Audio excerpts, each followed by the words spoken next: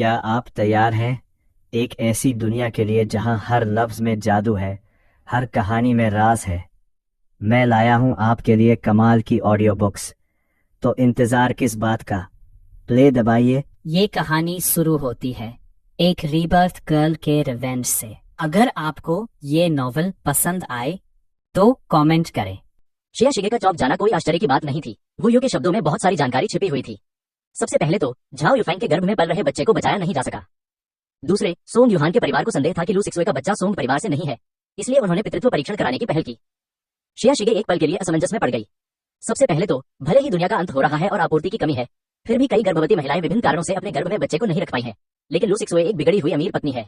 उसे खाने पीने की कोई चिंता नहीं है और उसके पास एक दाई और ड्राइवर है जो उसके खाने पीने और रहने की व्यवस्था का ध्यान रखते हैं। उसने भी बच्चे को क्यों नहीं रखा। इसके अलावा लू सिक्सुए युवा थी, स्वस्थ थी, उन्हें कोई स्वास्थ्य समस्या नहीं थी और बच्चा पहले से ही 5 महीने का था। भ्रूण की स्थिति स्थिर थी, तो अचानक गर्भपात क्यों हो गया। दूसरे, श्रेया शिगे की सोंग युहान के बारे में समझ के आधार पर सोंग युहान एक बहुत ही आत्मविश्वासी व्यक्ति है। अपने पिछले जीवन में श्रेया शिगे ने सोंग युहान से दूरी बनाए रखने की पूरी कोशिश की थी, लेकिन सोंग युहान हमेशा मानती थी कि श्रेया शिगे उसे परेशान कर रही है। जब भी वे किसी पार्टी में मिलते हैं, जिया शिगे सोंग युहान से दूर रहना चाहता है, लेकिन सोंग युहान को यकीन है कि जिया शिगे उससे बहुत प्यार करता है और उसका ध्यान आकर्षित करने के लिए हर संभव कोशिश करता है। इतना आत्मविश्वासी सोंग युहान अचानक ये संदेह क्यों करेगा कि बच्चा उसका नहीं है। उन्होंने क्या खोजा।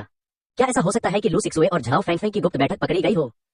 श्रेया शिगे शंकाओं से घिरी हुई थी। यह घटना बहुत अचानक घटी और वह थोड़ी असमंजस में थी। श्रेया शिगे अपनी भावनाओं से जूझ रही थी। वू यू को उत्सुकता से अपनी ओर देखते देख वह एक पल के लिए अवाक रह गई और केवल अटपटे ढंग से जवाब दे सकी। बच्चों का चले जाना दुखद है, लेकिन उनके साथ जो भी हो उससे मेरा कोई लेना देना नहीं है। यह सुनकर वू यू एक पल के लिए स्तब्ध रह गया, फिर उसने सिर हिलाया। उसने जिया शिगे को देखा और अनजाने में उसे पुकारा, लेकिन उसे समझ नहीं आ रहा था कि क्या कहे, इसलिए वह केवल लू सिक्सुए के बारे में ही बता सका। अब जाकर उसे एहसास हुआ कि श्रेया शिगे से इन बातों पर चर्चा करना उसके लिए उचित नहीं होगा। लू परिवार के प्रति श्रेया शिगे का रवैया हमेशा से ही अस्वीकृति का रहा था और वह बहुत ही रूखा व्यवहार करता था। श्रेया शिगे ने थोड़ी निराशा के साथ मजाक में कहा, मुझे उम्मीद नहीं थी कि हमेशा गंभीर रहने वाले डॉक्टर वो इतने गपशप करने वाले होंगे। श्रेया शिगे और वू यू कई बार मिल चुके थे। श्रेया की नजर में वू यू हमेशा एक शांत और गंभीर स्वभाव के डॉक्टर थे। पिछली बार जब वह उन्हें बचाने अस्पताल आए थे, तब भी वू यू ने शांति से सुरक्षा गार्डों को जुइलान और लू सिक्सुए को रोकने का आदेश दिया था। यह सुनकर वू यू हंस पड़ा। उसने बेबसी से आह भरने का नाटक किया, सिर हिलाया और कहा, शायद इसलिए क्योंकि मैं अपने दैनिक शब्दों और कार्यों में बहुत पुराने ख्यालों का हूँ, इसलिए मिस श्रेया ने मुझे गलत समझा और मुझे एक गंभीर व्यक्ति मान लिया। यह सुनकर श्रेया शिगे भी हंस पड़ी। दरअसल डॉक्टर वो ने उनकी 2 बार मदद की थी, इसलिए हालांकि वह इस अजीबोगरीब बातचीत को जल्द से जल्द खत्म करना चाहती थी, फिर भी उन्होंने डॉक्टर वो की तारीफ करते हुए तसल्ली दी। ये पुराने जमाने की बात नहीं है। लोग कहते हैं कि ये दुनिया से कटे हुए और अलग थलग रहने वाले डॉक्टर हैं। श्रेया शिगे ने मास्क पहन रखा था, इसलिए वू यू फिलहाल उनके चेहरे के भाव नहीं देख पा रही थी। केवल एक जोड़ी आंखें जिन पर हल्की सी मुस्कान थी, गॉगल्स के माध्यम से वू यू को देख रही थी। उस समय अंधेरा था और दूर से आती स्ट्रीट लैंप की रोशनी जिया शिगे की आंखों में पड़ रही थी, जिससे उसकी पुतलियां असामान्य रूप से साफ और नम दिख रही थी। वू यू ने उन आंखों को देखा और उसका दिल एक पल के लिए धड़कना बंद हो गया। इसी क्षण पीछे से एक सुस्त महिला की आवाज आई, अरे कौन है ये। परिचित आवाज सुनकर वू युमेई का दिल जोर से धड़कने लगा। उसने सिर घुमाकर देखा तो वुजुओ वहां एक कागज का थैला लिए खड़ा था। ऐसा लग रहा था जैसे वह बाहर जाने वाला हो। वुजुओ के चेहरे पर एक अस्पष्ट मुस्कान थी। वह अपनी ऊंची एड़ी के जूतों में धीरे धीरे चलकर आया और आराम से बोला, शाओ यू, तुम मुझसे किस बारे में बात कर रहे हो। वू यू ने चेतावनी भरे लहजे में फुसफुसाते हुए कहा, बहन। वुजुओ ने वू यू को नजरअंदाज कर दिया और जिया शिगे की ओर देखने लगा। उसने ऊंची एड़ी के जूते पहने हुए थे और इस समय वह श्रेया शिगे से थोड़ी लंबी थी। उसने अपना सिर थोड़ा ऊपर उठाया, श्रेया शिगे को देखते हुए अपनी नजरें नीचे की और स्पष्ट स्वर में कहा, मेरा भाई बचपन से ही लोकप्रिय है और उसे अक्सर कुछ ऐसी लड़कियां परेशान करती हैं जो उसके लायक नहीं है। हमारा परिवार बहुत चिंतित है कि कहीं वह उन लड़कियों के बहकावे में ना आ जाए। श्रेया शिगे का चेहरा अचानक ठंडा पड़ गया। हालांकि वुजुओ के शब्द स्पष्ट लग रहे थे, फिर भी वह मोटे तौर पर समझ गई कि वुजुओ का क्या मतलब है। इससे पहले कि श्रेया शिगे कुछ कह पाती, वू यू ने गुस्से में फुसफुसाते हुए कहा, बहन, क्या आपका काम हो गया। मैंने ही मिस श्रेया को फोन किया था, हम अस्पताल के बारे में बात कर रहे थे। वुजुओ के चेहरे पर स्पष्ट व्यंग्य को देखकर श्रेया शिगे वुजुओ की आंखों में छिपी शत्रुता को साफ तौर पर महसूस कर सकती थी, लेकिन वह नहीं जानती थी कि वुजुओ की शत्रुता कहां से आ रही थी। श्रेया शिगे उन्हें लू सिक्सुए और लू सिमिंग जैसे समझ से परे लोगों की श्रेणी में ही रख सकती थी। लू सिक्सुए और लू सिमिंग रहस्यमय तरीके से भाई बहन हैं। वू यू और वुजुओ बेवजह भाई बहन हैं। श्रेया शिगे को सबसे ज्यादा उन लोगों से चिढ़ होती है जिनका व्यवहार समझ से परे होता है। ओह, मैं समझ गई। श्रेया शिगे ने अपनी बाहों में पकड़ी सफेद बिल्ली को छुआ। वुजुओ की व्यंग्यात्मक मुस्कान का सामना करते हुए उसने ठंडे लहजे में जवाब दिया, मुझे हमेशा डर रहता है कि मेरी बिल्ली भाग जाएगी, इसलिए मैं हमेशा उसे बांधकर पिंजरे में बंद कर देती हूँ। जब आपका परिवार इतना डरा हुआ है तो आप भी लोगों को पिंजरे में बंद करने की कोशिश क्यों नहीं करते। ये कहने के बाद जिया शिगे ने वुजुओ को बोलने का मौका नहीं दिया, बल्कि ठंडे लहजे में वू यू से कहा, मैं पहले चला जाता हूँ। फिर उसने वू यू की बातों की परवाह नहीं की। वह बस मुड़ी, दरवाजा खोला और घर चली गई। ये पहली बार था जब वुजुओ को किसी ने चुनौती दी थी। उसके चेहरे से व्यंग्यात्मक मुस्कान गायब हो गई और उसने गुस्से में वू यू से कहा, उसे देखो, वह अनपढ़ और जुबान की पक्की है, इस तरह की लड़की के चक्कर में मत पड़ो। वू यू ने वुजुओ को ठंडे लहजे में देखते हुए कहा, बहन, पहले तो तुमने ही बदतमीजी की थी, तुम तो हद ही कर रही हो। वू यू को इस बात का पछतावा हो रहा था कि उसने वुजुओ को बकवास करने से क्यों नहीं रोका।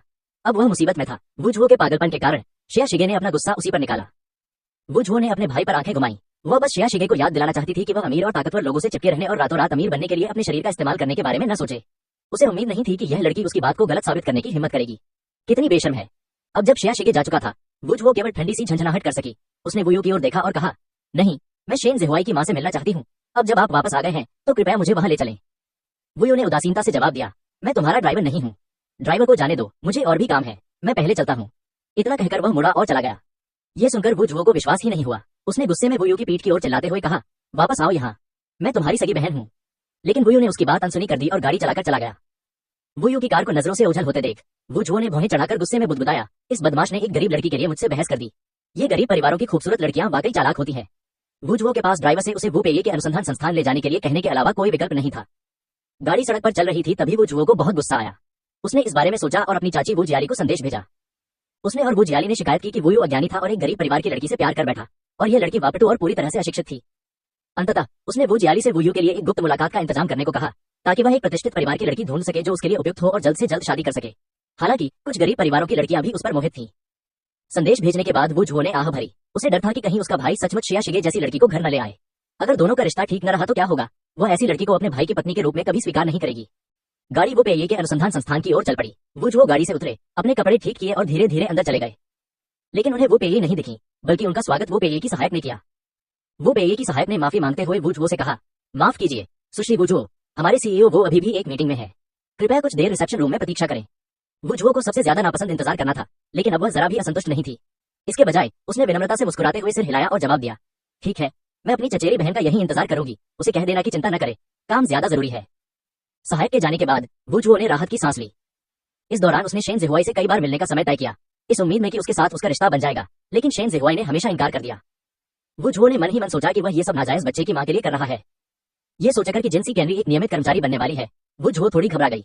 चूंकि शेन ज़ेहुआई उससे मिलना नहीं चाहता था, इसलिए वह शेन ज़ेहुआई की मां से मिलने जाएगी और उनके साथ अच्छे संबंध बनाने की कोशिश करेगी। संयोगवश शेन ज़ेहुआई की मां वो पेये भी वो परिवार की सदस्य थी और उन्हें वो झुओ की दूर की चचेरी बहन माना जाता था। वो झुओ को लगा कि वह और शेन ज़ेहुआई एक दूसरे के लिए बिल्कुल उपयुक्त हैं और उनका आपस में करीबी रिश्ता है, इसलिए उसे विश्वास नहीं था कि उसकी चचेरी बहन उसकी मदद नहीं करेगी। इसी दौरान मेरी चाची वो जियाली का फोन पर जवाब आया। वो जियाली यह जानकर हैरान रह गई कि वुयू को एक गरीब परिवार की लड़की से प्यार हो गया है। उसने कहा कि उसे वुयू के ऐसी लड़की के साथ रहने से कोई आपत्ति नहीं है और उसने कहा कि वह वुयू को उसी सामाजिक स्तर की एक अच्छी लड़की ढूंढने में मदद करेगी। अपनी चाची को स्वस्थ देखकर वो झुओ को अंततः राहत मिली। वो झुओ की राय में चाहे वह शेन ज़ेहुआई हो या वुयू, इन धनी युवकों की जोड़ी समान दर्जे के प्रसिद्ध परिवारों की बेटियों से ही बननी चाहिए और साधारण परिवारों की लड़कियों की बारी तो बिल्कुल नहीं है। फिर वो झुओ ने एक गहरी सांस ली। उसने सोचा कि उसकी अपनी चाची वो जियाली 20 साल से झो परिवार के सबसे बड़े बेटे झो होंग से प्रेम करने की कोशिश कर रही थी और उन्होंने कसम खाई थी कि वे झो होंग के अलावा किसी और से शादी नहीं करेगी। वह अब तक इंतजार करती रही थी और उन्हें नहीं पता था कि कब उन दोनों का सुखद अंत होगा। कुछ देर बाद वो पेये ने बैठक के कमरे का दरवाजा खोला और अंदर आ गई। उसने वो झुओ को देखा और प्यार से मुस्कुराते हुए कहा, श्याओ झो आ गई है, आपको इतनी देर तक इंतजार कराने के लिए क्षमा करें। वो पेये के बोलने के बाद उसने 2 बार खांसा और वह बहुत थकी हुई लग रही थी। ज्वालामुखी विस्फोट के बाद से ज्वालामुखी की राख के कारण श्वसन और फेफड़ों की बीमारियों से पीड़ित लोगों की संख्या लगातार बढ़ रही है। उनका संस्थान ज्वालामुखी की राख के लिए एक विशेष दवा विकसित कर रहा है, लेकिन अभी तक कोई प्रगति नहीं हुई है। ज्वालामुखी की ये राख फेफड़ों में गहराई तक प्रवेश कर जाती है और इसे शरीर से निकालना मुश्किल होता है। वो पेये हाल ही में इस बात को लेकर बहुत चिंतित हैं। उन्हें स्वयं श्वसन तंत्र और फेफड़ों में तकलीफ महसूस होती है, लेकिन आराम करने का उनका कोई इरादा नहीं है और वे अनुसंधान संस्थान में काम करना जारी रखती है। वो झुओ जल्दी से उसके पास पहुंची और वो पेये से मुस्कुराते हुए कहा, नहीं, मैं अभी कुछ देर पहले ही आई हूँ। चचेरी बहन, मुझे पता है कि आपकी तबीयत कुछ दिनों से ठीक नहीं है, इसलिए मैं आपसे मिलने खास तौर पर आई हूँ। वो झुओ ने कागज के थैले से लोगोट पेस्ट के 2 डिब्बे निकाले और आगे कहा, चाची, मैंने ये लोगोट पेस्ट हाल ही में खरीदा है। ये श्वसन और फेफड़ों की समस्याओं के लिए बहुत कारगर है, आप इसे पहले आजमा कर देख लीजिए। वो पेये ने लोगोट पेस्ट को देखा और उसे थोड़ी हंसी आई। वह स्वयं चिकित्सा जगत की एक सर्वमान्य विशेषज्ञ है, उन्हें अच्छी तरह पता है कि फेफड़ों की समस्याओं में लोकाट पेस्ट का कोई खास फायदा नहीं होता। उनका मानना है कि वो झुओ को स्वास्थ्य उत्पाद बेचने वाले कुछ धोखेबाजों ने ठग लिया है। लेकिन वो झुओ की उम्मीद भरी आंखों को देखकर उसने फिर भी लोकाट का पेस्ट उठाया, चम्मच से 1 चम्मच भर पेस्ट निकाला और उसे अपने मुंह में डाल लिया और उसे धीरे धीरे अपने गले से नीचे उतरने दिया। अप्रत्याशित रूप से जैसे ही लोकाट का पेस्ट उसके गले में गया, वो पेये को श्वसन तंत्र में आराम का अनुभव हुआ। कुछ देर बाद उसने महसूस किया कि उसके फेफड़ों में जकड़न भी दूर हो गई है। वो पेये हैरान रह गई। उसने लोकाट पेस्ट का जार उठाया और उसे ध्यान से देखा, लेकिन पाया कि जार पर कोई लेबल नहीं था।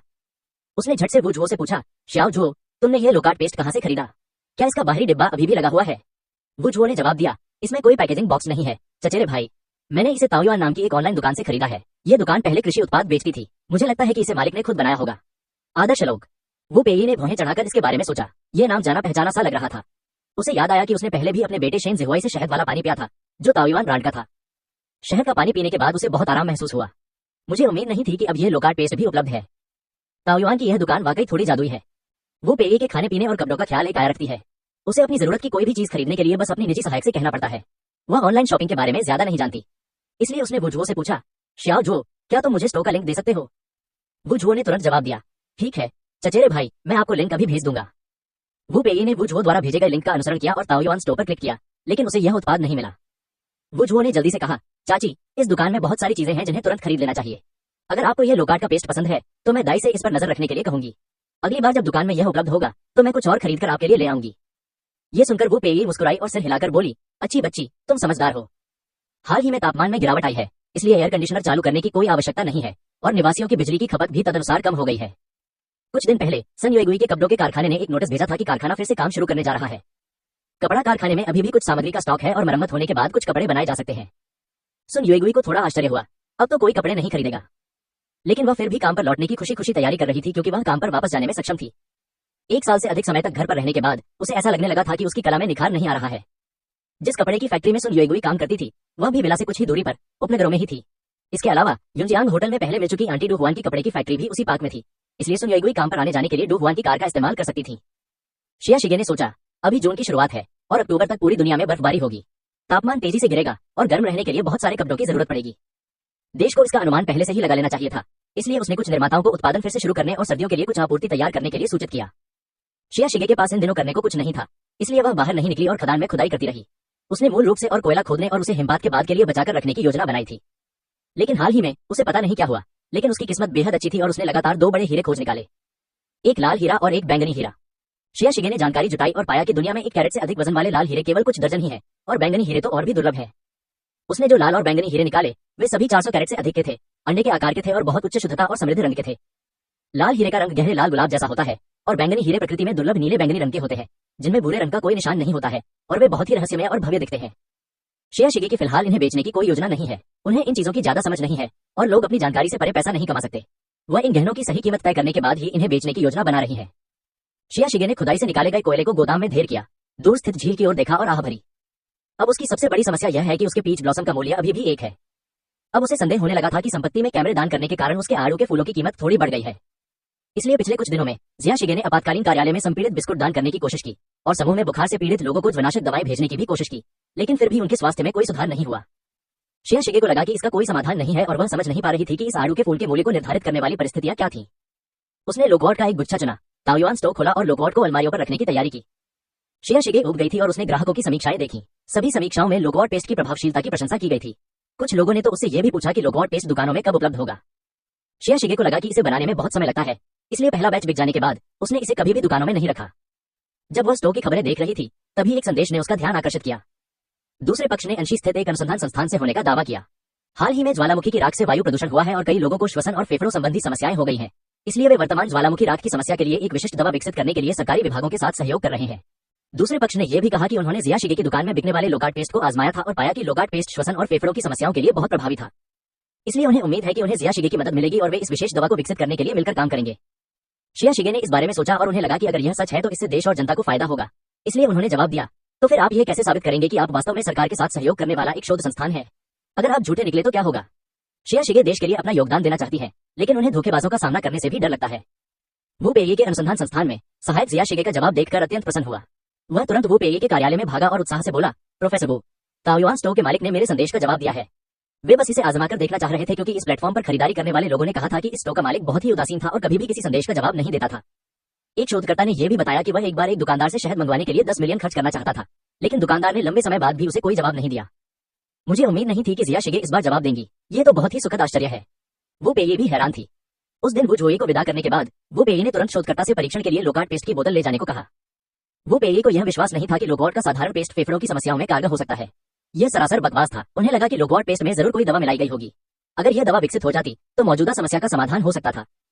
हालांकि शोध संस्थान ने लंबे समय तक इसका विश्लेषण किया, लेकिन फिर भी यह पता नहीं लगा सका कि इसमें कौन से औषधीय तत्व मौजूद थे। वो पेये और उनकी शोधकर्ताओं की टीम ने इस लोकार्ड पेस्ट को औषधि के रूप में उपयोग करने का प्रयास किया। इसे मौजूदा फॉर्मूले में उचित अनुपात में मिलाया और पाया कि परिणामी औषधि के चमत्कारी प्रभाव थे। औषधि के फॉर्मूले में लोकार्ड पेस्ट की बहुत थोड़ी मात्रा मिलाने से 70% रोगियों को ठीक किया जा सकता है। यदि लोकार्ड पेस्ट का योजक अनुपात 10% तक पहुंच जाता है तो उत्पादित दवा लगभग 99% रोगियों को ठीक कर सकती है। फिलहाल दवा विकास परियोजना ठप पड़ी है। आखिरकार मौजूदा चिकित्सा स्तर पर फेफड़ों की गहराई में जमे प्रदूषकों को साफ करना मुश्किल है। ऐसे समय में जिया शिगे की आगे आने की इच्छा ने पूरी परियोजना टीम में नई उम्मीद जगा दी है। शिया शिगे का जवाब देखकर वू पेये ने संस्थान के सभी विशेषज्ञ सदस्यों और सरकार द्वारा उनसे संपर्क करने के लिए भेजे गए कर्मचारियों को बुलाया। चर्चा के बाद सभी ने अपने अपने पहचान पत्रों और सहयोग परियोजना के दस्तावेजों की कुछ सामग्री की तस्वीरें ली।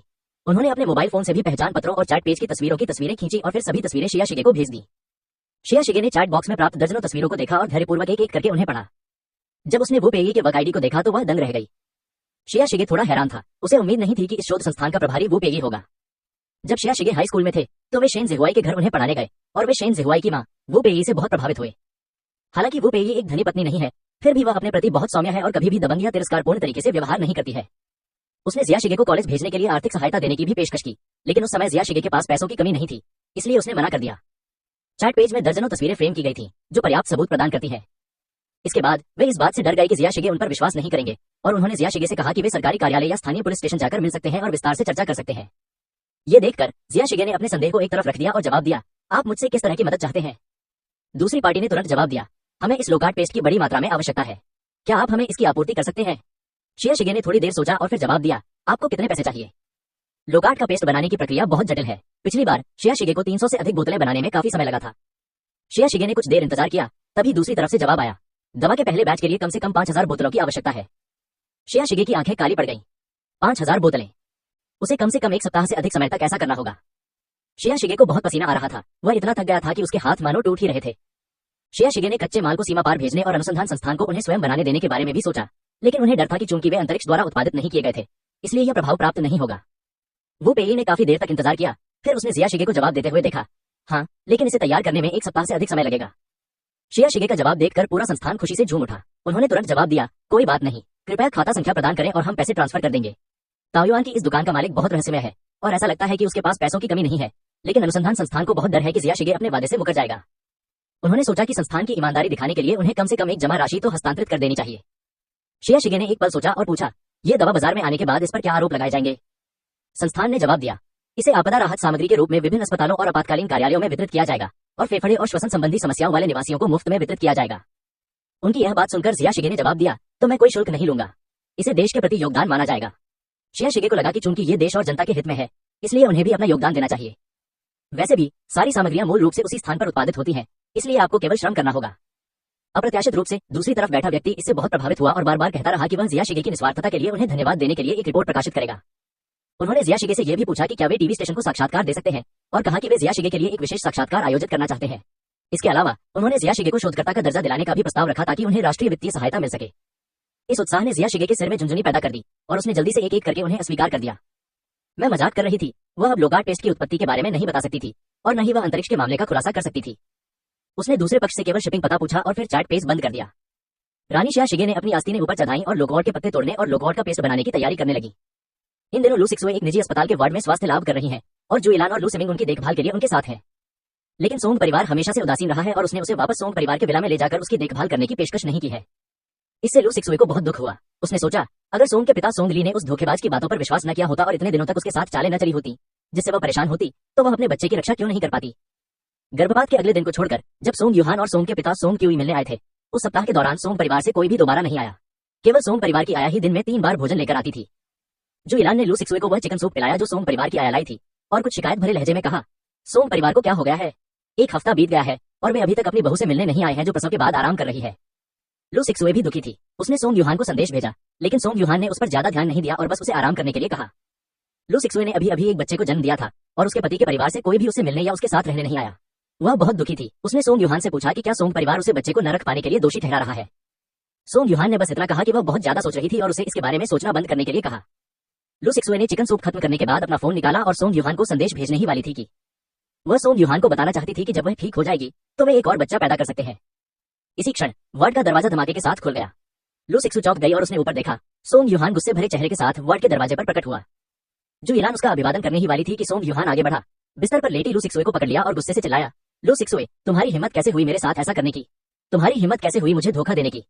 यह देखकर लू सिमिंग जल्दी से आगे बढ़ी और सोंग युहान को खींचकर दूर ले गई और गुस्से से उसे डांटते हुए बोली, सोंग युहान, तुम क्या पागल हो गए हो? ये हरी टोपी क्या है? यह क्या बकवास कर रहे हो? जोए इतनी मासूम है, वह ऐसा कैसे कर सकती है? सोंग युहान जब आया तो वह पहले से ही गुस्से में था और जब उसने व्यभिचारी लू सिमिंग को बाहर कूदने की हिम्मत करते देखा तो वह और भी ज्यादा क्रोधित हो गया। सोंग युहान ने लू सिमिंग के चेहरे पर घूंसा मारा और गाली देते हुए कहा, लू सिमिंग, कमीने, मेरी बेवफाई करने की तुम्हारी हिम्मत कैसे हुई? तुमने अपनी बहन को भी धोखा दिया। क्या तुम अब भी इंसान हो? आज पितृत्व परीक्षण के परिणाम सोंग परिवार को भेजे गए। सोंग परिवार ने घबराकर उन्हें खोला और परीक्षण के परिणामों से पता चला कि गर्भपात हुआ बच्चा सोंग युहान का नहीं था। जब सोंग यू ने यह परिणाम देखा तो वह इतना क्रोधित हुआ कि लगभग बेहोश ही हो गया। सोंग की मां और सोंग युहान सोंग जू को एक और दौर की जांच के लिए अस्पताल ले गए। सोंग जू को शांत करने के बाद सोंग युहान जितनी जल्दी हो सके लू सिक्सुए की देखरेख में पहुंचे। उसे सचमुच समझ नहीं आ रहा था कि लू सिक्सुए ने उसे धोखा क्यों दिया, जबकि वह उसके साथ इतना अच्छा व्यवहार करता था और उसे उसकी पृष्ठभूमि, उसके दिवालिया परिवार या उसके अविवाहित होने से कोई फर्क नहीं पड़ता था। वह समझ नहीं पा रहा था कि लू सिक्सुए की निगाहें सिर्फ उसी पर क्यों टिकी थी और वह इतनी कोमल और पवित्र क्यों दिखती थी। तो फिर उसने उसके बड़े भाई से नाजायज बच्चा क्यों पैदा किया?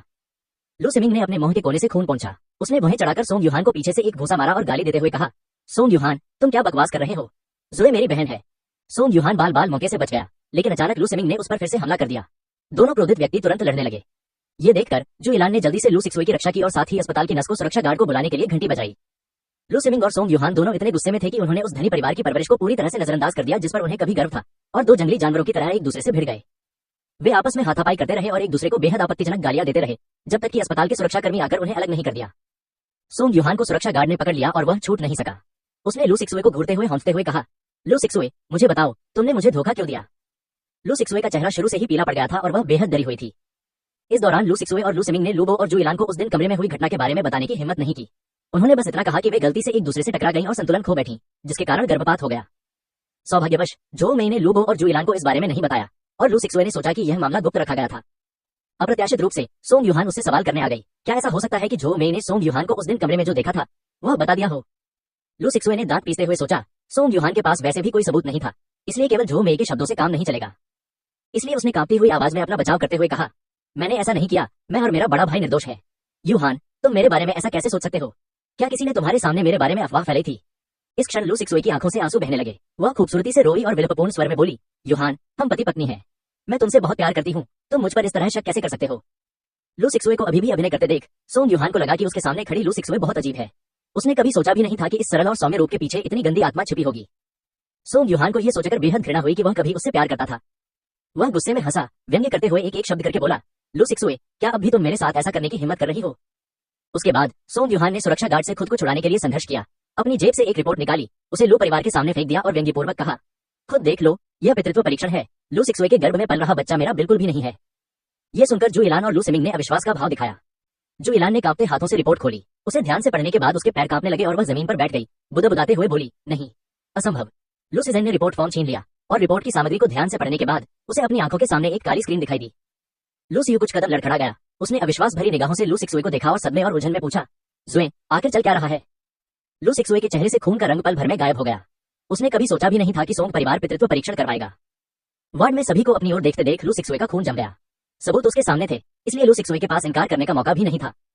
वह इतनी गुस्से में थी कि उसकी आंखें ऊपर की ओर जल गईं और वह बेहोश हो गई। यह देखकर लू सिकी जल्दी से आगे बढ़ी। लू सिक्सुए का नाम पुकारा और उसके लिए चिकित्सा सहायता बुलाने के लिए घंटी बजाई। लू सिजन के चिंतित और घबराए हुए चेहरे को देखकर सोंग युहान के मन में यह विश्वास और भी गहरा होता चला गया, लू सिजन ही लू सिक्सुए के बच्चे का पिता है। उसने उपहास किया और महसूस किया कि भाई बहन बेहद घृणित थे।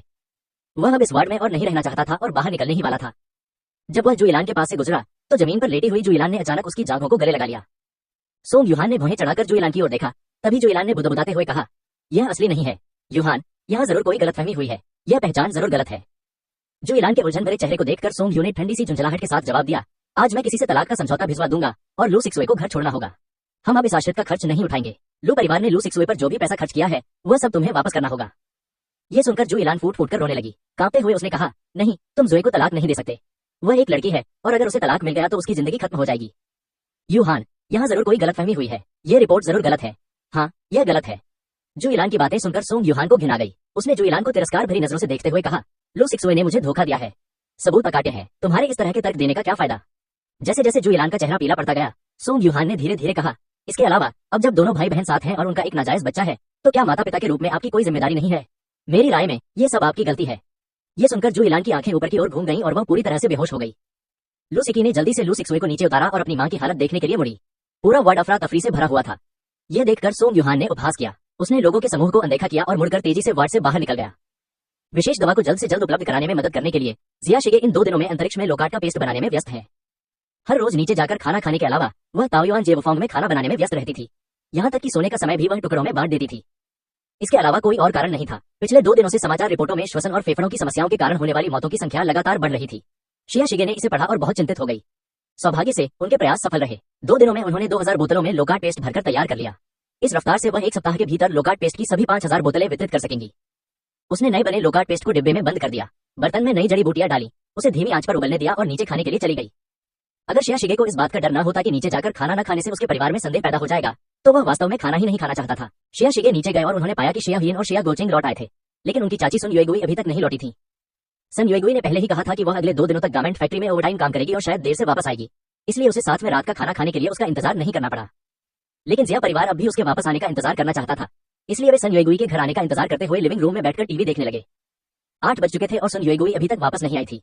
सभी को चिंता होने लगी। जैसे ही शिया गोचिंग सन युएगुई को फोन करके पूछने ही वाली थी, बाहर से दरवाजा खुलने की आवाज सुनाई दी। शिया गोचिंग जल्दी से बाहर जाकर उसका स्वागत करते हुए बोला, पत्नी, तुम आखिरकार वापस आ ही गई। फिर उसके शब्द उसके मुंह में ही अटक गए। सुन युएगुई अकेली वापस नहीं आई थी। उसके बाईं और दाईं ओर 2 लोग थे, एक डू हुआन थी और दूसरा वास्तव में पुलिस अधिकारी जो होंग था। ये देखकर शिया गोचिंग दंग रह गया। उसने आश्चर्य से पूछा, क्या हो रहा है? सन युएगुई को जो होंग और डू हुआन सहारा दे रहे थे, वह लंगड़ाते हुए दरवाजे तक पहुंची और शिकायत करते हुए बोली, कोई बात नहीं, वापस आते समय रास्ते में कुछ अपहरण करने वाले बदमाश मिल गए। ये देखकर जिया गोचिंग अपनी बहू को सहारा देने के लिए तेजी से आगे बढ़ा और भारी मन से उसे बैठक कक्ष में ले गया। शिया परिवार भी लोगों के एक समूह को अंदर आते देख आश्चर्यचकित रह गया। शिया शिगे ने हैरानी से पूछा, अधिकारी जो, आंटी डू हुआन, आप यहाँ क्यों आए हैं? शिया गोचिंग और डू हुआन ने सुन युएगुई को सोफे पर बैठने में मदद की। सुन युएगुई को लंगड़ाते देख दादी चौंक गई और जल्दी से पूछा, बुजुर्ग पत्नी, आपको क्या हुआ? सन युएगुई के कुछ बोलने से पहले ही जो होंग ने कहा, वापसी में अपहरणकर्ताओं ने उनकी गाड़ी रोक ली। अपहरणकर्ताओं ने अंधेरे का फायदा उठाकर हर जगह अपराध किए, लेकिन चिंता मत करो, इस घटना के बाद उन सभी को गिरफ्तार कर लिया गया है।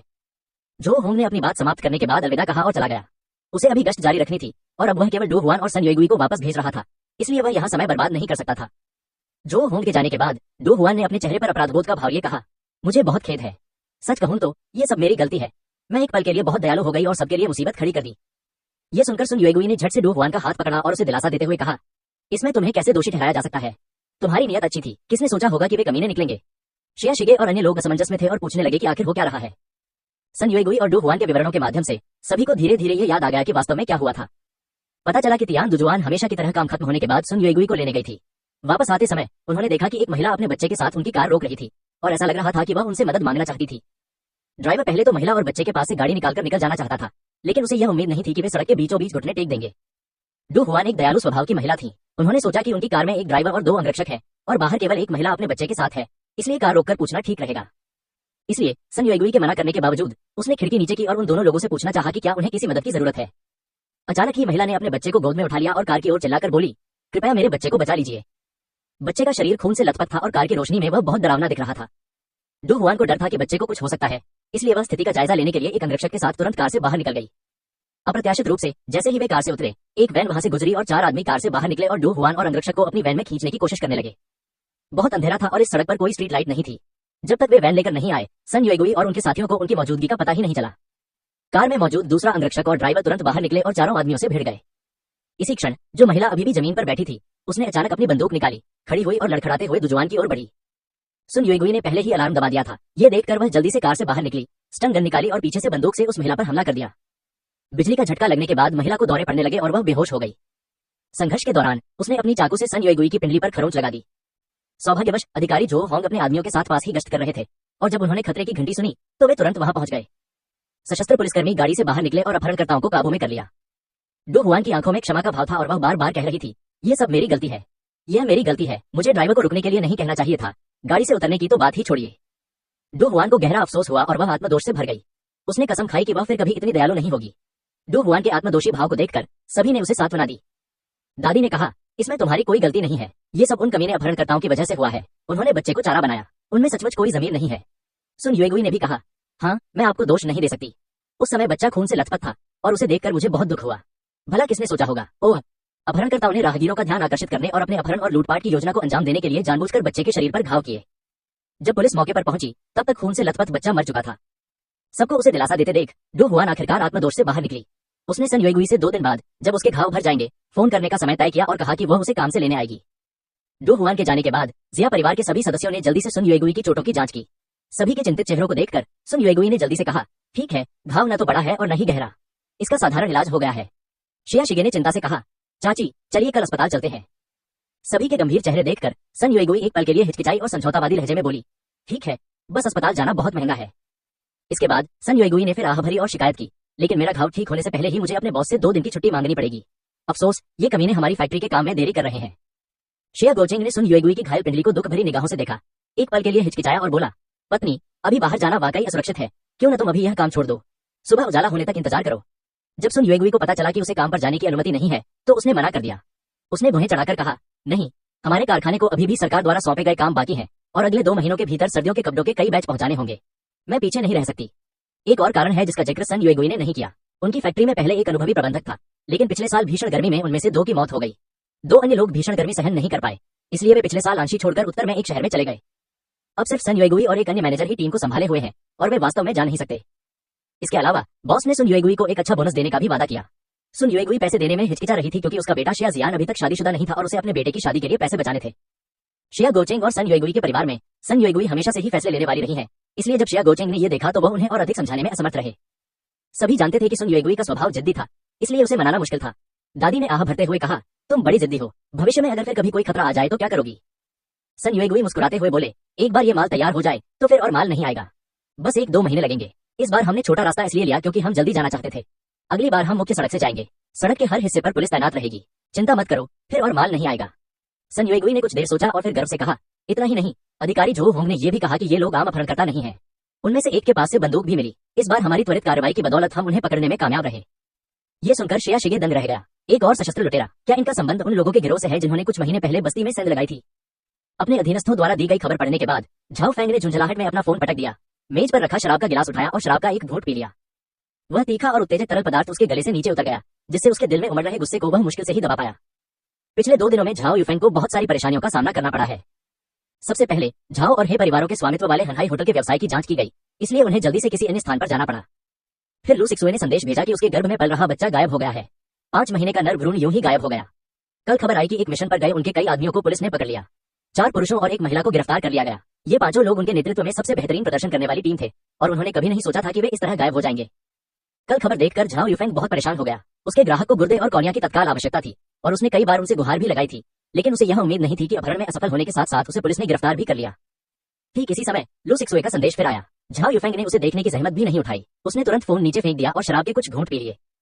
लू सिक्सुए का चेहरा पीला पड़ गया था और उसके होठों पर खून का कोई निशान नहीं था। वह चुपचाप बिस्तर पर लेटी रही। उसे महसूस हो रहा था कि उसके शरीर में अब कोई ताकत नहीं बची है।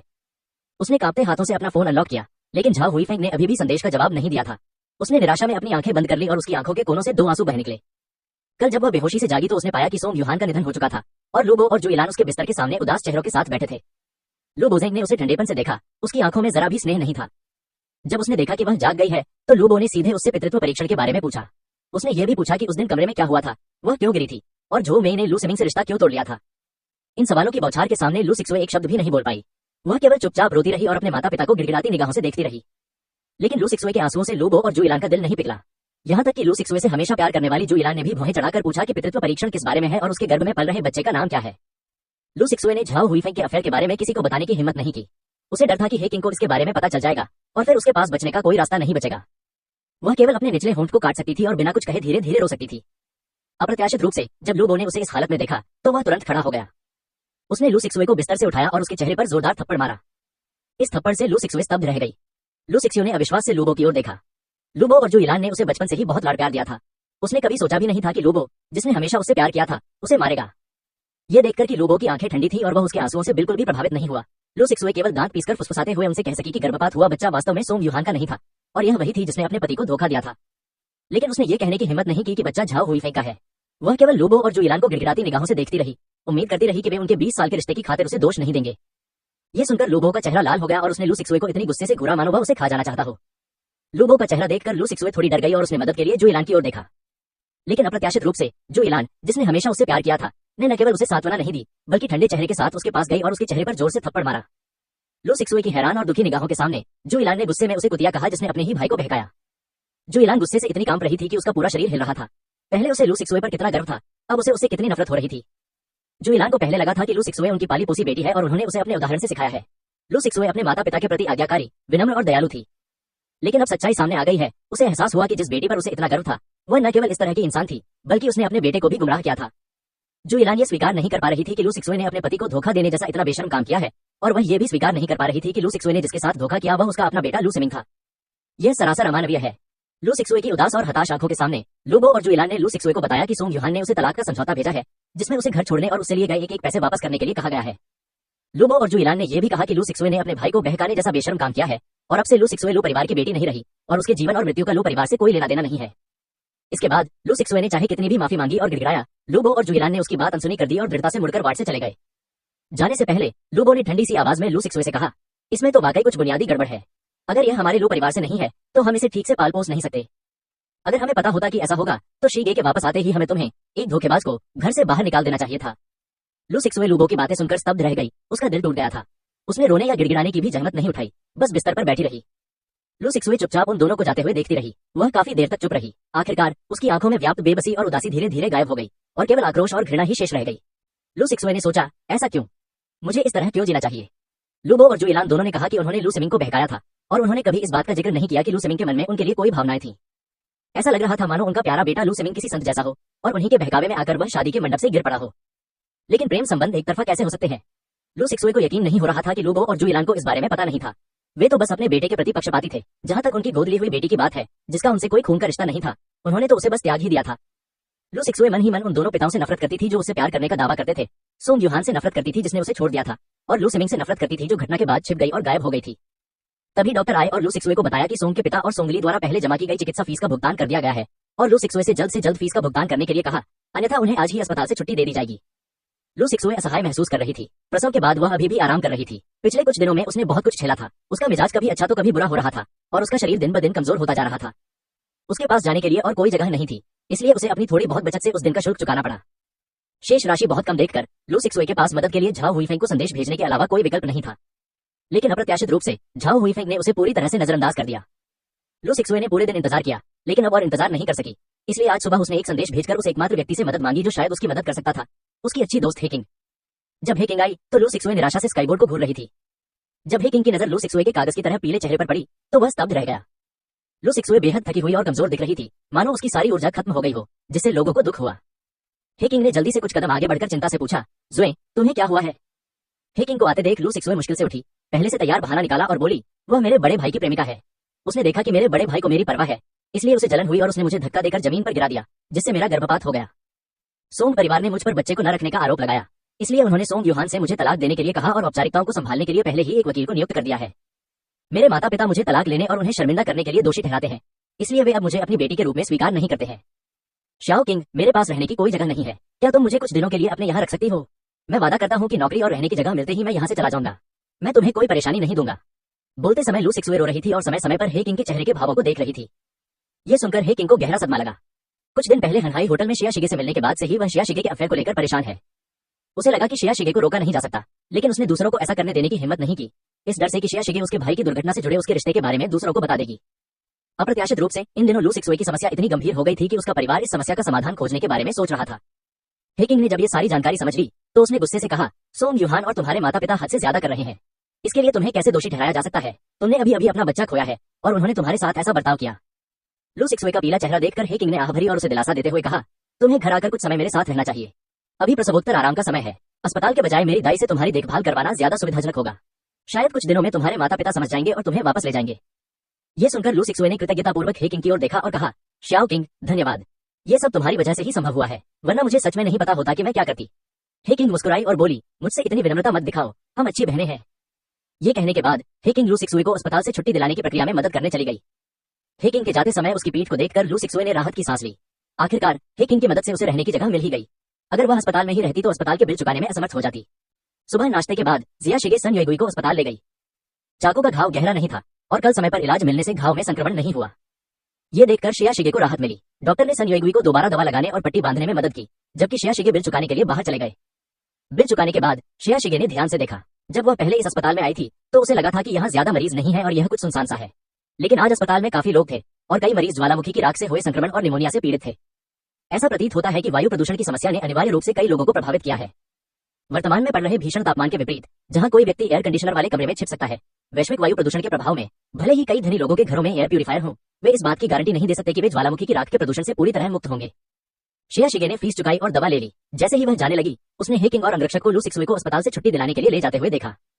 शिया शिगे एक तरफ खड़ी होकर चुपचाप उन्हें देखती रही। लू सिक्सुए बहुत थकी हुई लग रही थी और हे किंग उसे दिलासा देने के लिए फुसफुसा रही थी। शिया शिगे ने उन्हें शांति से जाते हुए देखा और फिर उसे वुयू की बताई बात याद आई कि सोंग युहान के परिवार ने पितृत्व परीक्षण करवाया था। उसने मन ही मन सोचा, लगता है पितृत्व परीक्षण के नतीजे आ गए हैं और लू सिक्सुए को सोंग और लू परिवारों ने त्याग दिया है। हे किंग ही लू सिक्सुए को अस्पताल से लेने क्यों आई थी? लूबो और जुइलान कहाँ थे? और लू सिमिंग, वह अपनी बहन से इतना प्यार करता था, इस समय वह उसके साथ क्यों नहीं था? शिया शिगे शंकाओं से घिरी हुई थी। वह अस्पताल के प्रसूति एवं स्त्रीरोग विभाग के भर्ती कक्ष में गई और कुछ डिब्बाबंद मांस और डिब्बाबंद फल खरीद कर उसने अपनी इच्छित जानकारी प्राप्त कर ली। डिब्बाबंद खाना इकट्ठा करने वाली नर्स ने जिया शिगे को पिछले कुछ दिनों में हुई हर बात बताई। उसने विस्तार से बताया कि कैसे सोंग युहान ने आकर हंगामा किया, लू सिमिंग से झगड़ा किया और कैसे लू परिवार ने लू सिक्सुए को अस्पताल में अकेला छोड़ दिया। शिया शिगे ने सुनते हुए अपनी भौहें सिकुड़ी। इससे पहले सोंग युहान लगातार कहता रहता था कि वह और लू सिक्सुए एक दूसरे से बहुत प्यार करते हैं और लूबो और जुइलान ने भी उसे कई बार बताया था कि लू सिक्सुए कितनी समझदार और अच्छे व्यवहार वाली थी। मुझे उम्मीद नहीं थी कि वे लू सिक्सुए को इतनी निर्णायक रूप से छोड़ देंगे। विशेष रूप से लूबो और जुइलान के लिए लू सिक्सुए उनकी बेटी थी जिसे वे 10 वर्षों से प्यार करते थे। उन्होंने कभी नहीं सोचा था कि इस समय वे उससे संबंध तोड़ने का साहस करेंगे। नर्स ने भी राहत की सांस लेते हुए कहा, ये माता पिता कितने निर्दयी हैं। उनकी बेटी का अभी अभी गर्भपात हुआ था और वह बहुत कमजोर थी, लेकिन उन्होंने उसे अस्पताल में भर्ती करा दिया, यहाँ तक कि अस्पताल का खर्च भी नहीं दिया। वे बच्चे के बचने का कोई मौका नहीं छोड़ रहे हैं। ये सुनकर शिया शिगे ने कोई टिप्पणी नहीं की। नर्स को धन्यवाद देने के बाद उन्होंने सन युएगुई को गोद में उठाया, जिसका घाव का इलाज हो चुका था, और दोनों साथ में अस्पताल से चली गईं। शिया शिगे अंतरिक्ष में जाकर लोकार्ड का पेस्ट बनाने के बारे में सोच रहा था, इसलिए वह वहां जाते समय तेज गति से गाड़ी चला रहा था। जब जिया शिगे सड़क के उस हिस्से से गुजर रही थी जहां कोई पुलिस अधिकारी मौजूद नहीं था, तो उसने देखा कि कोई व्यक्ति अपने हाथ से कार को रोकने की कोशिश कर रहा है। सन युएगुई के पिछले अनुभव से सबक लेते हुए जिया शिगे ने कार रोकने की हिम्मत नहीं की और सीधे आगे बढ़ गया। कार रोकने की कोशिश कर रहे लोगों को देखकर सन युएगुई थोड़ी घबरा गई। कहावत है ना, एक बार रस्सी का शिकार हो जाने पर 10 साल तक डर बना रहता है। उसे पता था कि अब उसे यह मौका नहीं छोड़ना चाहिए। लेकिन जैसे ही वे सिंधु समुदाय में दाखिल हुए, उन्होंने देखा कि द्वार पर लोगों का एक समूह इकट्ठा था। शिया शिगे ने भौहें चढ़ाकर देखा तो पाया कि एक वैन सामुदायिक द्वार से बाहर निकल रही है। वैन के पीछे कुछ मजदूर दौड़ रहे थे, जो रोते चिल्लाते हुए वैन के पीछे भाग रहे थे।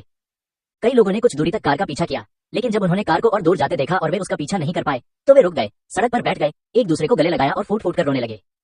रात गहरी थी और चारों ओर सन्नाटा छाया हुआ था। उनके रोने की आवाजें जिया शिगे के कानों तक स्पष्ट रूप से पहुंची और जिया शिगे के दिल में एक अजीब सी बेचैनी पैदा हो गई। इसी क्षण जिया शिगे ने देखा कि अधिकारी टैन जैन बस्ती के द्वार पर खड़े हैं। वह कार से उतरी और दौड़कर उनके पास गई और पूछा, अधिकारी टैन, क्या हो रहा है? क्या हुआ? आप सब क्यों रो रहे हैं? अधिकारी टैन जैन ने गंभीरता से उत्तर दिया, 2 कर्मचारियों ने इमारत से कूदकर आत्महत्या कर ली और 2 कर्मचारियों की फेफड़ों की बीमारी के कारण तेज बुखार से मृत्यु हो गई। चारों मृतकों के शवों को एक वैन में अंतिम संस्कार के लिए ले जाया गया। वैन का पीछा करते हुए फूट फूट कर रोने वाले लोग उन चारों मृतकों के परिवार वाले थे, जिनकी दुर्भाग्यवश मृत्यु हो गई। अधिकारी टैन जैन ने आह भरी और धीमी आवाज में कहा, चारों मृतक 30 वर्ष की आयु के थे। वे अपनी जवानी के चरम पर थे और वे यूं ही चल बसे। ज्वालामुखी विस्फोट के बाद से हमने लगभग 2 महीने से सूरज नहीं देखा है। अनंत अंधकार एक विशाल पर्दे की तरह था, जिसने दुनिया को कसकर ढक रखा था। ज्वालामुखी की राख ने बादलों को ढक लिया था, प्रकाश को निगल लिया था, जिससे सब कुछ धुंधला हो गया था। शिया शिगे बहुत उदास थी। उन्हें पता था कि अगर लोग लंबे समय तक अंधेरे में रहें, तो इससे उनके दिलों में गहरी नकारात्मक भावनाएं जागृत हो जाएंगी।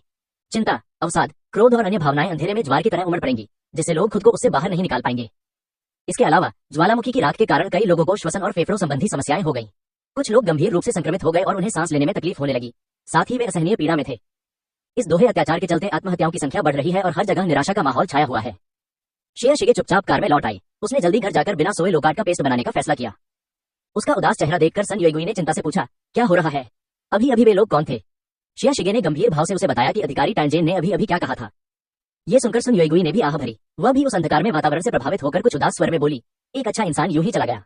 यह नरक कब खत्म होगा? कई दिनों तक बिना सोए काम करने के बाद जिया शिगे ने आखिरकार 5000 डिब्बे लोकार्ड पेस्ट का उत्पादन पूरा कर लिया। लोकार्ड पेस्ट के आखिरी बैच को डिब्बाबंद करने के बाद उसने वो पेई के खाते में एक संदेश भेजा और फिर बाई माओ से लोकार्ड पेस्ट को सहमत पते पर पहुंचाने के लिए जगह को नियंत्रित करने के लिए कहा। कुछ ही समय बाद चैट पेज पर धन्यवाद का संदेश आया। वो पेई के अनुसंधान संस्थान ने बताया कि उन्हें लोकार्ड का पेस्ट प्राप्त हो गया है और अगला कदम इस पेस्ट का उपयोग स्थानीय औषधि बनाने के लिए करना है। उन्होंने लोकवार्ड पेस्ट उपलब्ध कराने के लिए जिया शिगे के प्रति आभार व्यक्त किया और कहा कि वे बाद में दवा विकास की प्रगति के बारे में उन्हें सूचित करेंगे। संदेश पढ़ने के बाद जिया शिगे को आखिरकार राहत महसूस हुई और वह बिस्तर पर गिर पड़ी। पिछले कुछ दिनों से वह लगभग लगातार चाय बना रही है। हर दिन वह या तो लोकवार्ड के पत्ते तोड़कर धो रही होती है, चीनी जड़ी बूटी की दवा तैयार कर रही होती है, या ताओयुआन जंगल में मधुमक्खी के छत्ते काट रही होती है। उसे ऐसा लग रहा है जैसे वह लगभग पूरी तरह थक चुकी है। उन्हें उम्मीद थी कि लोकार्ड पेस्ट का ये बैच श्वसन और फेफड़ों के संक्रमण से पीड़ित मरीजों की मदद कर सकेगा और उन्हें दर्द और पीड़ा से दूर रख सकेगा। तब इन दिनों की उनकी सारी मेहनत सार्थक हो जाएगी। बात समझ आने पर शिया शिगे मुस्कुराया। उसने सफेद बिल्ली को गले लगाया, आंखें बंद की और आराम करने की तैयारी करने लगा। अचानक उसके मन में एक तेज आवाज आई। ताओयुआन का मूल्य 20 बढ़ जाता है और वर्तमान मूल्य 21 है। शिया शिगे ने अचानक अपनी आंखें खोल दी। अंत में ताओक्सी का मूल्य आखिरकार फिर से बढ़ गया है और यह एक ही झटके में 20 अंक बढ़ गया। शिया शिगे ने खुशी से सफेद बिल्ली को गले लगाया और उसे 2 बार चूमा, फिर खुशी से कहा, यह बहुत अच्छा है, प्रगति 1/5 से भी अधिक है। शिया शिगे कुछ देर के लिए खुश हुई, फिर से गहरी सोच में डूब गई। इस ताओयुआन मूल्य के लिए ट्रिगर करने वाली शर्तें क्या हैं? जाहिर है, इस बार मूल्य में वृद्धि मुख्य रूप से मेरे द्वारा लोकाट पेस्ट का एक बैच दान करने के कारण हुई थी। तो क्या पिछली बार मूल्य में वृद्धि मेरे द्वारा जिंदू सामुदायिक निगरानी का दान करने के कारण हुई थी?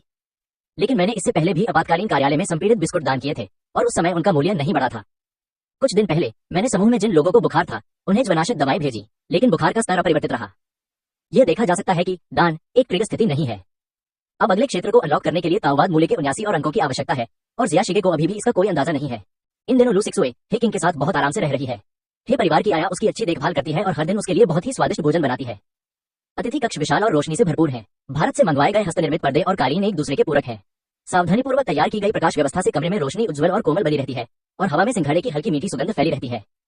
लू सिक्सुए बड़े मुलायम पलंग पर लेट गई और आराम से अंगड़ाई ली। पिछले कुछ दिनों से वह यही सोच रही थी कि काश वह हमेशा के लिए यही रह पाती। फिलहाल तो वह निश्चित रूप से सोंग परिवार में वापस नहीं जा सकती, और लू परिवार की बात करें तो लू सिमिंग ने पिछले कुछ दिनों में उसे कई बार फोन किया। वह बार बार लू सिक्सुए से पूछता रहा कि बच्चा कौन है, जिससे लू सिक्सुए बहुत परेशान हो गई। वह लू सिमिंग को केवल इतना ही बता सकी कि वह बहुत भ्रमित और कमजोर महसूस कर रही है और उसे ठीक होने के लिए समय चाहिए। जब मैं ठीक हो जाऊंगी और शांत हो जाऊंगी तब मैं उसे सब कुछ समझा दूंगी। सौभाग्यवश लू सिमिंग ने आगे सवाल नहीं पूछे। लू सिमिंग ने यह भी सुझाव दिया कि क्या लू सिक्सुए को लू परिवार में वापस लाया जाए। वह अपने माता पिता को स्पष्ट रूप से समझाएगा कि उन दोनों के बीच कुछ भी अनुचित नहीं हुआ था। आखिरकार परिवार का भरण पोषण करने वाला तो लू सिमिंग ही है। आर्थिक शक्ति रखने वालों का ही अंतिम निर्णय होता है। जब तक लू सिमिंग लू सिक्सुए को घर ले जाने पर अड़ा रहेगा, लू बो और जुइलान उसे रोक नहीं पाएंगे। लेकिन लू सिक्सुए ने इनकार कर दिया। उसने लू सिमिंग को बताया कि वह अब हे किंग के साथ है और हे किंग उसका अच्छे से ख्याल रखता है। लू सिक्सुए ने यह भी कहा कि वह लू सिमिंग को परेशानी में नहीं देख सकती, इसलिए उसने लू सिमिंग से अपने काम पर ध्यान केंद्रित करने और कोई भी आगे का निर्णय लेने से पहले अपने माता पिता के गुस्से के शांत होने तक इंतजार करने के लिए कहा। लू सिमिंग यह देखकर भावुक हो गया कि लू सिक्सुए उसके बारे में सोच रही थी, लेकिन वास्तव में लू सिक्सुए लू परिवार में बिल्कुल भी वापस नहीं जाना चाहती थी। अगर वह लू बो और जुइलान का मन बदलने में कामयाब भी हो जाती तो लू परिवार की मौजूदा स्थिति को देखते हुए अगर वह वापस जाती तो वह सिर्फ एक आया बनकर लू परिवार की सेवा करती। हे किंग के साथ रहकर दूसरों से सेवा करवाने से यह बेहतर कैसे हो सकता है? उसने पहले ही हे किंग से कहा था कि ठीक होने पर वह नौकरी ढूंढकर घर से बाहर चली जाएगी, लेकिन इन दिनों उसे नौकरी कहाँ मिलेगी? वह कहाँ जा सकती है? यह प्राकृतिक आपदा का दूसरा वर्ष था और बेरोजगारी दर अभूतपूर्व रूप से चिंताजनक स्तर पर पहुंच गई थी। लू सिक्सुए को इस बात का बिल्कुल भी भरोसा नहीं था कि वह दूसरों से बेहतर प्रदर्शन कर पाएगी। ये सोचते हुए लू सिक्सुए ने आह भरी। हालांकि हे किंग ने उसे घर छोड़ने के लिए नहीं कहा था, लेकिन हमेशा किसी और के घर में रहना कोई हल नहीं था। उसे कोई न कोई उपाय सोचना ही होगा। इसी समय अतिथि कक्ष का दरवाजा खुला और दाई नाश्ता लेकर अंदर आई। ट्रे में दूध, चावल की दलिया, ताजी मौसमी सब्जियों की 2 सर्विंग, अंडे और कम वसा वाला मांस था। ये सभी चीजें गर्म और पौष्टिक थी और प्रसवोत्तर अवधि के लिए उपयुक्त थी। दाई की देखरेख में लू सिक्सुए गोल मेज पर बैठकर भोजन करने लगी। उसे ऐसा लगा मानो वह लू परिवार की सबसे बड़ी बेटी होने के दिनों में लौट आई हो। उसने अभी अभी अपना नाश्ता खत्म किया था और आया बर्तन साफ कर रही थी, तभी हे किंग अंदर आई। लू सिक्सुए का गुलाबी चेहरा देखकर हे किंग ने खुशी से कहा, जुए तुम काफी ठीक हो गई लगती हो। आज तुम्हें कैसा लग रहा है? यह सुनकर लू सिक्सुए का शरीर थोड़ा अकड़ गया। उसने असहजता से सिर हिलाया और जवाब दिया, मैं अब बहुत बेहतर महसूस कर रही हूँ। मुझे अपने यहाँ रखने के लिए धन्यवाद, शियाओ किंग। लू सिक्सुए को डर था कि एक बार जब उसका स्वास्थ्य ठीक हो जाएगा तो हे किंग उसे घर छोड़ने के लिए कहेगा।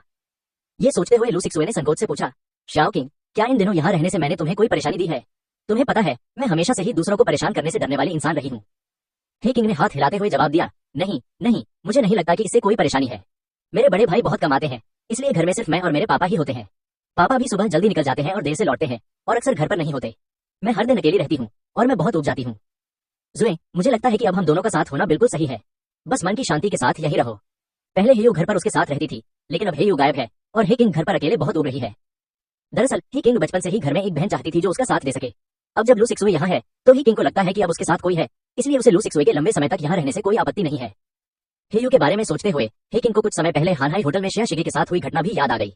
वह पिछले कुछ दिनों से इस बात को लेकर बहुत परेशान थी, लेकिन उसके पास बात करने के लिए कोई नहीं था।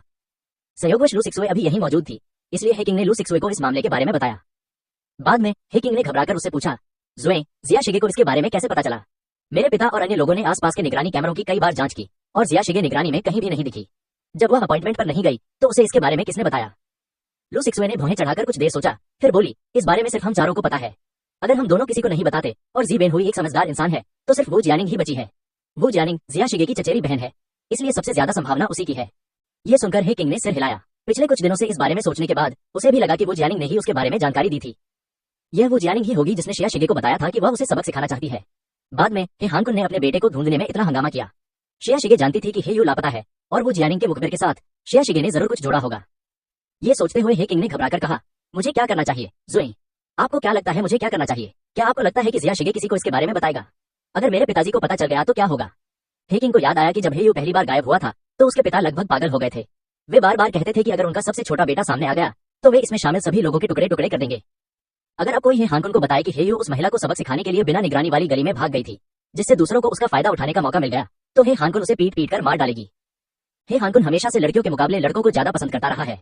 हे परिवार में हे किंग की कोई खास अहमियत नहीं रही है और हे हानकुन आमतौर पर उससे बात करने में आलस करता है। हेयू के गायब होने के बाद हे हानकुन ने हे किंग के साथ बेहतर व्यवहार करना शुरू कर दिया और समय समय पर उसका हालचाल पूछता रहता था।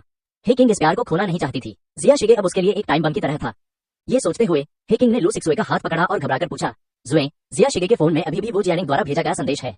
उसमें वही जगह लिखी है जहां से मेरा भाई गायब हुआ था। अगर उसने यह बात दूसरों को बता दी और मेरे पिता को पता चल गया तो। हे किंग मूल रूप से केवल जिया शिगे और वू जियानिंग को मारना चाहता था और फिर इस मामले को खत्म करना चाहता था, लेकिन उसे यह नहीं पता था कि शुरुआत कैसे करनी है। उसने अपने पिता और भाई के अधीन काम करने वाले गुंडों को आदेश देने की हिम्मत नहीं की, क्योंकि इस मामले से हे हानकुन और हे लेई निश्चित रूप से चिंतित हो जाते। पूछताछ के दौरान हेयू के लापता होने की बात को छिपाया नहीं जा सका और उसने जोखिम लेने की हिम्मत नहीं की।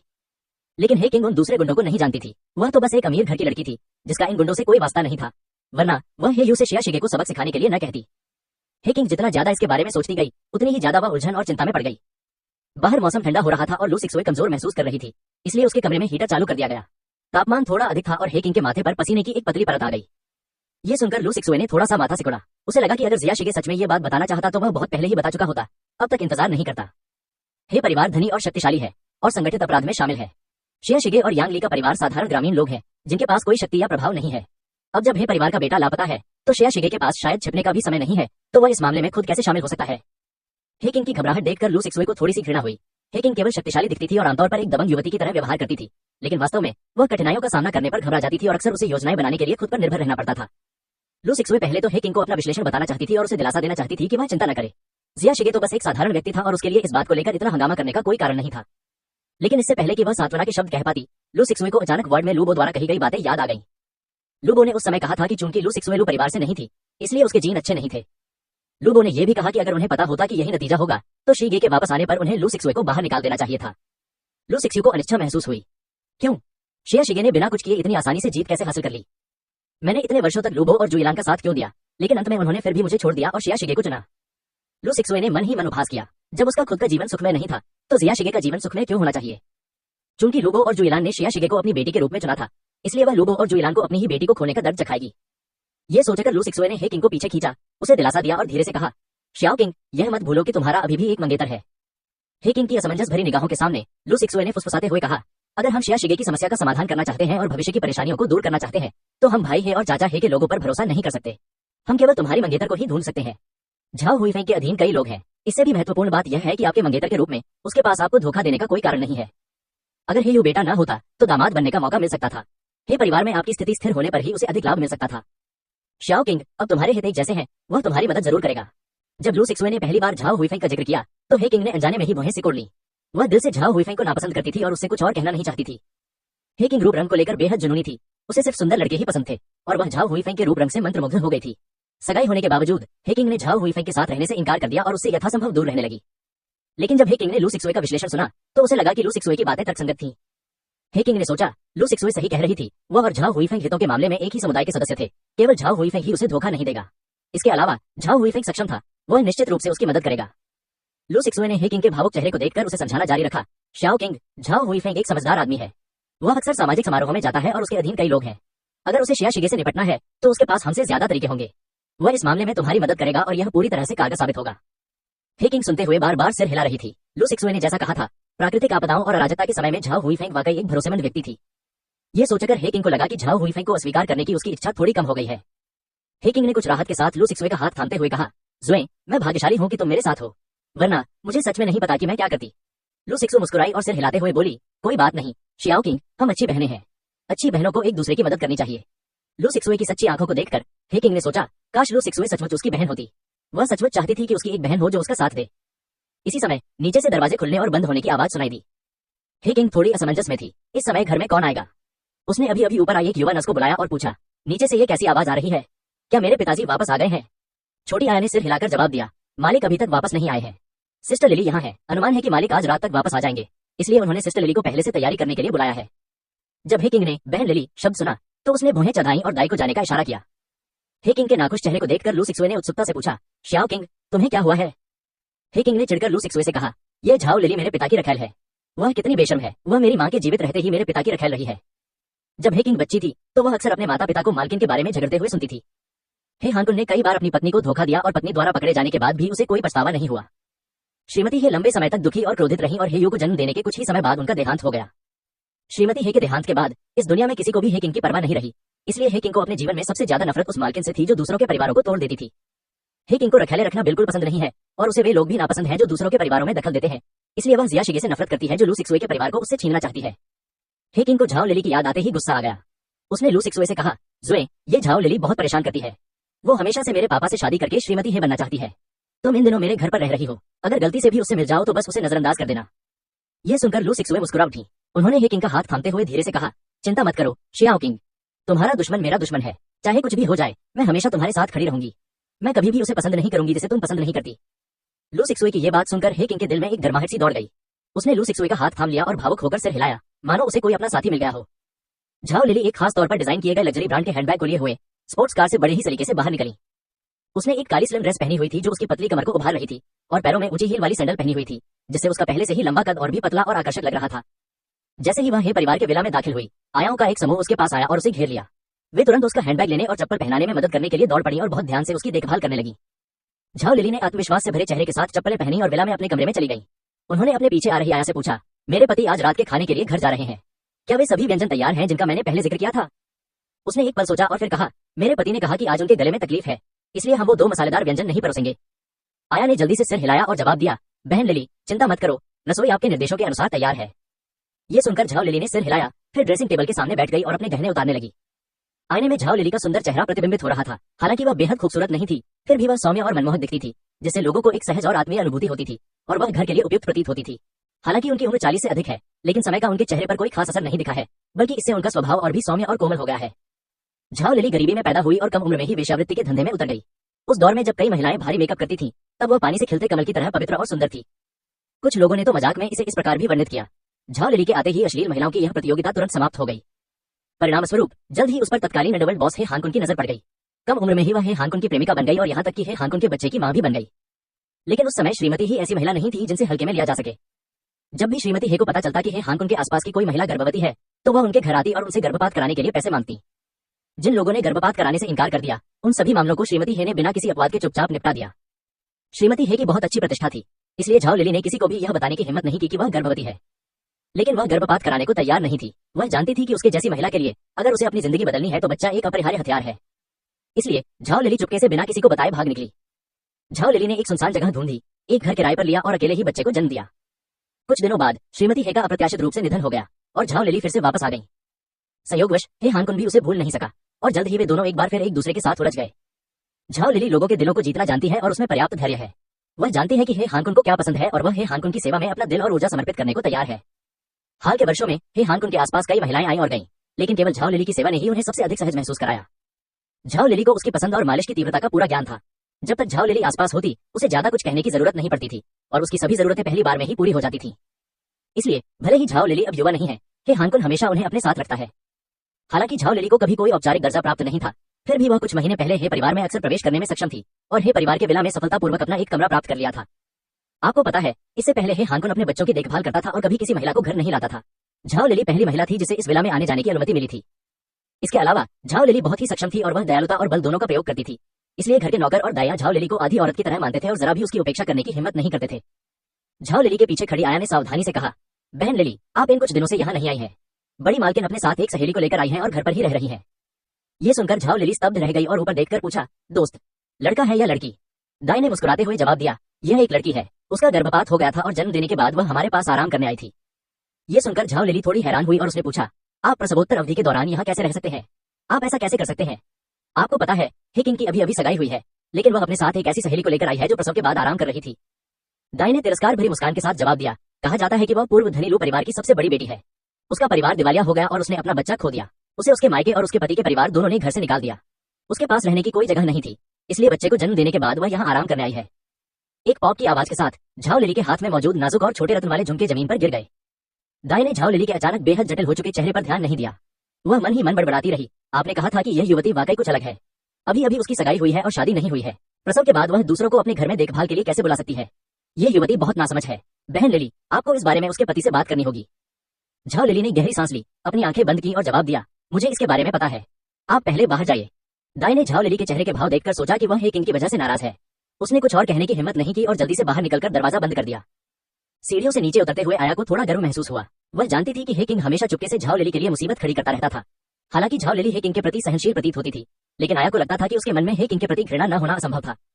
दाई को लगा कि हे किंग की मंगेतर बेटी की शादी कुछ ही दिनों में हो जाएगी और झाओ लिली हे परिवार की वास्तविक रखैल थी। अब वह झाओ लिली के सामने कुछ लाभ प्राप्त कर सकती है और झाओ लिली भविष्य में निश्चित रूप से इस योगदान को याद रखेगी। सुबह के 1 बज रहे थे और हे परिवार का विला शांत था। ज्यादातर लोग सो चुके थे। अपने बगल में जोर से खर्राटे ले रहे हे हानकुन पर एक नजर डालते हुए झाओ लिली ने धीरे से उसकी कमर पर दबे हुए हाथ को हटाया और दबे पांव बिस्तर से बाहर निकल गई। उसने अपने कपड़े पहने और दबे पांव उस अतिथि कक्ष में गई जहां लू सिक्सवे ठहरी हुई थी। फिर उसने धीरे से दरवाजे पर दस्तक दी। रात के अंधेरे में दरवाजे पर दस्तक की आवाज विशेष रूप से स्पष्ट थी और लू सिक्सवे तुरंत जाग गई। उसे लगा कि हे किंग आई है, इसलिए उसने जल्दी से अपने कपड़े पहने, उठी और दरवाजा खोला। लेकिन अप्रत्याशित रूप से दरवाजा खोलने के बाद बाहर एक अजनबी महिला खड़ी थी। लू सिक्सवे चौंक गई। उसने अपने सामने खड़ी महिला को सावधानी से देखा और हिचकिचाते हुए पूछा, माफ कीजिए, मैं आपकी क्या मदद कर सकती हूँ? अप्रत्याशित रूप से महिला सीधे दरवाजे से टकरा गई, मुड़ी और दरवाजा बंद कर दिया। लू सिक्सवे के घबराए हुए चेहरे को देखकर झाओ लिली ने उसके चेहरे को घूरते हुए कांपती हुई आवाज में पूछा, तुम्हारा नाम लू सिक्सवे है? लू सिक्सवे एक पल के लिए हिचकिचाई, फिर सिर हिलाया, थोड़ा भौहें चढ़ाकर उलझन में पूछा, माफ कीजिए, आप कौन है? झाओ लिली ने पहले तो राहत भरी मुस्कान दी, लेकिन फिर उसने अपना चेहरा ढक लिया। उसके कंधे हल्के से कांपने लगे और वह रोने लगी।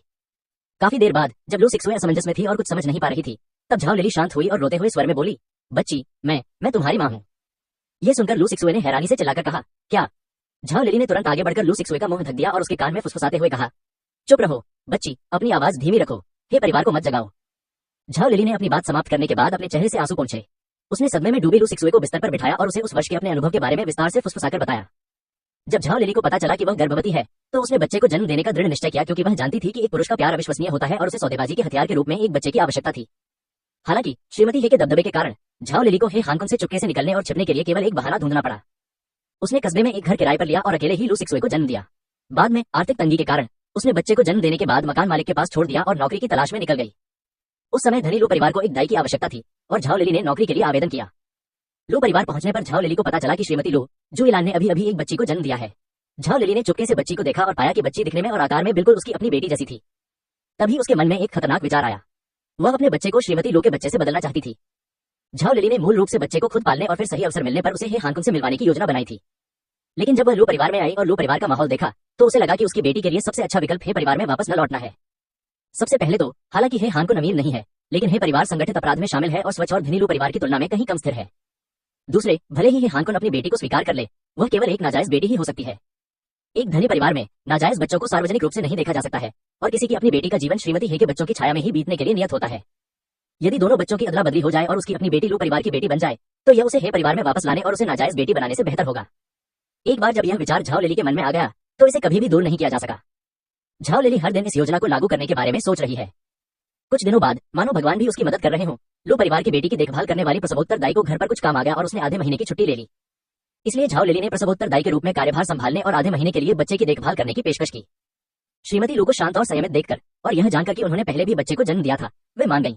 वैसे भी यह सिर्फ आधे महीने के लिए ही था और श्रीमती लू प्रसव के बाद देखभाल करने वाली आया रखने में बहुत आलसी थी। इसलिए झाओ लिली ने अपनी बेटी को नींद की गोलियां खिलाने का जोखिम उठाया। उसने अपनी बेहोश बेटी को एक सूटकेस में रखा और उसे लू के घर ले गई। इसके बाद उसने घर की अन्य आयाओं की लापरवाही का फायदा उठाते हुए लू परिवार की बेटी को नींद की गोलियां खिला दी। फिर उसने दोनों बच्चों को बदल दिया। लू परिवार की बेहोश असली बेटी को एक सूटकेस में रखा और रात में उसे अपने किराए के घर ले गई। ये सब करने के बाद भी उसे हमेशा इस बात की चिंता रहती थी कि बच्चे की रिश्तेदार श्रीमती लू को इस बारे में पता चल जाएगा। सौभाग्यवश श्रीमती लू का ध्यान अपनी नवजात बेटी पर नहीं था। उस समय जुइलान को लगा कि प्रसव के दौरान उन्होंने मीडिया के सामने बहुत अधिक समय बिताया है। वह अपनी लोकप्रियता बनाए रखना चाहती थी, इसलिए प्रसव के तुरंत बाद वह प्रमुख मीडिया के सामने आने और विभिन्न सामाजिक गतिविधियों में भाग लेने में व्यस्त हो गई। जुइलान फैशन समारोहों और चैरिटी कार्यक्रमों में भाग लेने के लिए हर दिन सुबह जल्दी निकलकर देर से लौटती है। घर लौटने के बाद वह अपना समय सजने संवरने और शरीर को संवारने में बिताती है ताकि वह पूरी पार्टी का आकर्षण बनी रहे। उन दिनों जब झाओ लिली चिंतित थी, जुइलान जब भी घर आती तो बच्चे को नहीं देख पाती थी। वह या तो स्नान कर रही होती, या शरीर को आराम देने के लिए मालिश करवा रही होती, या फिर स्क्रिप्ट याद कर रही होती, कपड़े मिला रही होती और मीडिया इंटरव्यू की तैयारी कर रही होती। इसलिए उन्हें पता ही नहीं चला कि बच्चे को कहीं और रख दिया गया है। लूबो तो उससे भी कहीं ज्यादा लापरवाह बॉस है। उसने कहा कि बच्चे के रोने की आवाज सुनकर ही उसे गुस्सा आ जाता है, इसलिए पैसे देने के अलावा उसे बच्चे की कोई परवाह नहीं होती। झाओ लिली ने आधा महीना भय में बिताया। नवजात शिशु का विकास अभी जारी है और उसकी स्थिति में प्रतिदिन बदलाव आ रहा है। आधे महीने बाद मूल दाई वापस आई और उसे कुछ भी असामान्य नहीं लगा। तभी झाओ लिली को राहत महसूस हुई। लू परिवार की जिस बेटी को हटा दिया गया था, उसे भी कुछ समय के लिए मकान मालिक के पास पालने के लिए कहा गया था, लेकिन बाद में उसे लगा कि यह बहुत झंझट भरा और खर्चीला काम है, इसलिए उसने उसे सड़क किनारे छोड़ दिया ताकि वह अपना गुजारा खुद कर सके। उस समय नवजात बच्चियों को लावारिस छोड़ने के कई मामले सामने आते थे। नींद से जागने के बाद गांव में पुलों के नीचे और नदियों में बच्चियों के शव पाए जाते थे। कुछ बच्चियां संयोगवश बच गईं और उन्हें कल्याण गृहों में भेज दिया गया, लेकिन उनमें से अधिकतर ठंड से मर गईं। इसलिए झाऊ लिली को अपने बच्चे को खोने के बाद पकड़े जाने का डर नहीं था। इसी तरह 2-3 साल बीत गए और झाऊ लिली की बेटी लू सिक्सुए लू परिवार की बेटी होने के नाते लू परिवार के सावधानी पूर्वक प्यार और देखभाल का आनंद लेती रही। यहाँ तक कि उसका पालना भी हाथ से नक्काशी किया हुआ एक आलीशान सामान है जिसे इटली से मंगवाया गया था और कहा जाता है कि इसकी कीमत लाखों में है। झाऊ लिली ने शुरू में सोचा था कि वह अपनी बेटी के बड़े होने तक बस उसका साथ देगी, लेकिन उसने यह उम्मीद नहीं की थी कि एक दिन परिवार की एक और आया अचानक उससे मजाक में कहेगी कि लू सिक्सुए की नाक और मुंह कुछ हद तक उसके जैसे दिखते हैं। यह महज एक मजाक था, लेकिन इसे सुनकर झाऊ लिली को पसीना आ गया। उसे लगा कि वह अब लू परिवार में नहीं रह सकती, वरना जैसे जैसे बच्चा बड़ा होगा और अगर वह उसकी तरह दिखने लगेगा तो श्रीमती लू और श्री लू को जरूर शक होने लगेगा। इसलिए अनिच्छा के बावजूद झाऊ लिली ने इस्तीफा दे दिया और लू परिवार को छोड़ दिया। लू परिवार को छोड़ने के बाद झाऊ लिली कुछ और वर्षों तक अकेले रही और फिर उन्हें पता चला कि हे हानकुन की पत्नी का निधन हो गया है। झाऊ लिली एक बार फिर हे हानकुन लौट आई।